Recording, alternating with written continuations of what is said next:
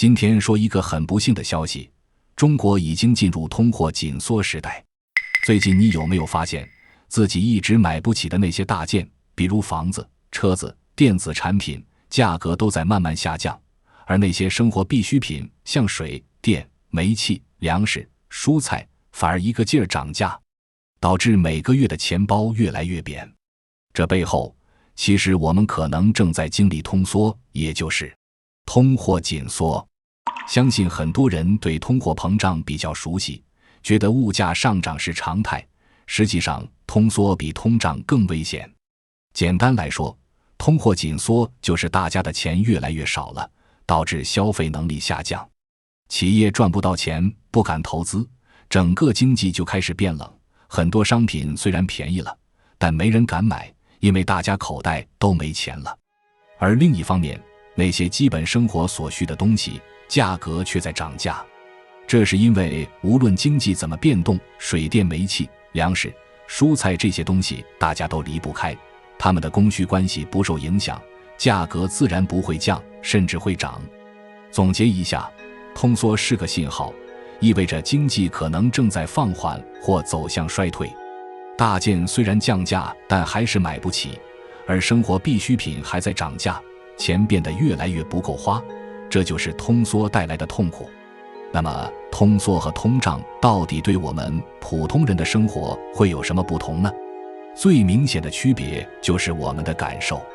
如果你因为钱的问题比较焦虑，今天我就来讲一讲通货紧缩，帮助大家更清楚地了解通缩时代的风险，以及如何提前做好准备面对这种困难的环境。开始今天的节目之前，欢迎大家订阅我的 YouTube 频道，打开小铃铛，才不会错过更多精彩内容哦。首先我们来看一些数据。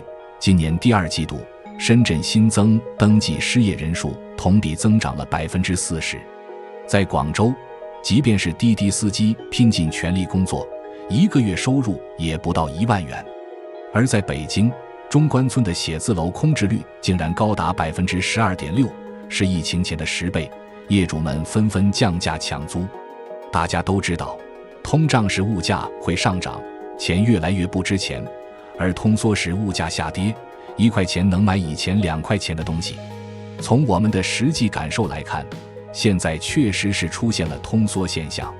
但是根据经济学的观点，在利率长期下行时，由于内部竞争和技术进步，也就是内卷，才能使得物价便宜。你要知道，整个世界的资本市场永远是一场零和博弈，有人赚到1块钱，就会有人损失1块钱。无论怎么货币超发，无论是通胀还是通缩，真实世界的资源总量是不变的。但对于世界顶级的资本家来说，虽然资源总量不变，但不断增长的是世界人口。而世界人口每增长1点，就为他们提供了更多的财富来源。因为无论是穷人还是普通人，都需要购买他们的商品和服务来实现自身的生存和发展，最终就实现了有钱人越来越有钱，穷人越来越穷的局面。所以在通货紧缩第一阶段，很多老百姓会感觉到幸福，因为东西越来越便宜。但是物价暴跌的背后伴随着更大的风险，那就是货币不流通。如果没人花钱，会面临什么样的问题呢？一旦汽车、房子没人买了，公司的库存产品也没人买了，当产品没有人买的时候，原材料会有人买吗？所以通货紧缩就是没有人花钱，没人花钱就会导致商品价格下跌，没人买就降价，而降价会让行业整体陷入到内卷和新的竞争当中。在这段时间内，有一部分企业就会因此倒闭，从而导致部分普通人也会因此失业。有人这时候可能会说，通胀的时候不会导致失业吗？其实很多人有个误区，就是认为经济危机到来时，失业也是必然伴随着经济危机而同时到来的。但其实不是，通缩和通胀有一个很大的不同，那就是通胀一般情况下不会伴随着大规模的失业。我们通过美国过往的数据就会发现，美国的失业率长期是和核心 CPI 呈现一个不相关的局面。这背后的主要原因是，通胀代表的是经济过热，而通缩代表的则是经济过冷。经济过热的情况顶多是找到的工作工资赶不上物价的上涨，但是不会出现找不到工作的情况。而通缩则是你不仅要还高额的房贷，你还要为生计发愁。而在这种情况下，你就进入了通缩的第二阶段，感知期。这是你明显可以感觉到通缩带来的一些生活压力。但是每个人因为工作和所处的行业不同，这种压力是随着时间慢慢的从小众变成普遍化。而当全范围的降薪和裁员到来之后，整个社会就会进入第三个阶段，恐慌期。通胀是普通人最大的难处，世人因为工作并不难找，只是工资涨幅跟不上物价的涨幅。你这个时候打一份工，可能已经不足以养活自己，而你要想走出困境，你需要一天打几份工，下班之后再送个外卖或者开个滴滴。但这个时候不至于有太多的悲观情绪。高通胀时期往往也代表着工资的大幅上涨，在我们中国过往的10-20年里，也可以看作是一个长期的通胀期。这段时间我们主要上涨的是房价，并不是物价。大家的工作并不难找，工资也一直是在上涨的，只是大家发现自己很累，工资的涨幅并不能赶上房价。但是通缩就不同了，通缩期是面临普遍的工资下降以及失业的问题，这个时候你可能想找份外快，兼职也找不到。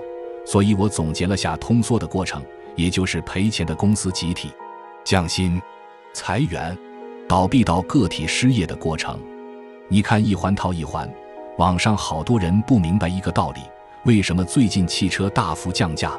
为什么各类产品越来越难卖？为什么生意越来越难做？为什么年轻人创业总失败？为什么工作压力越来越大？网上的戾气越来越大？而一切的根源就是通缩带来的连锁反应。通缩为什么比通胀更可怕呢？简单说，通胀只是东西变贵，但你还能勉强跟上，而通缩是你连想买的东西都买不起。虽然有些东西价格降了，但大家的收入也缩水，消费能力下降，经济就会陷入低迷，甚至停滞。就像你提到的，现在的经济环境有点像以前的股市，当潮水退去，大家才发现自己可能一开始就不该拥有那么多财富和机会。随着泡沫破裂，焦虑随之而来，因为很多人正在为曾经的盲目和过度消费买单。那么在这样的恶劣环境下，我们该怎么度过？首先要认清，乱世往往是资源重新分配的机会。这个过程会淘汰一些人，但也会成就一部分有真正能力，不是靠运气走上巅峰的人。社会资源会向那些能够真正创造价值的人倾斜，尤其是在经济低迷的时期。就像老话说的，物极必反，否极泰来。最黑暗的时刻，往往就是机会到来的前奏。不过，值得注意的是，在通缩环境下，所谓的小反弹可能是机会，但也可能是陷阱。因为在市场还没有完全复苏之前，短期的上涨不一定会持续。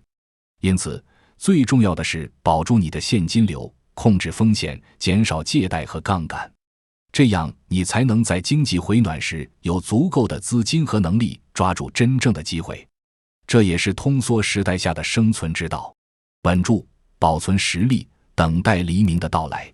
在中国，想要真正获得财富，最关键的就是看清经济大势，顺应时代，而不是逆势而行。这不仅仅是躲避风险，更是为未来的机遇做好准备。好了，今天的节目就讲完了，欢迎大家订阅我的 YouTube 频道，打开小铃铛，才不会错过更多精彩内容哦。再会。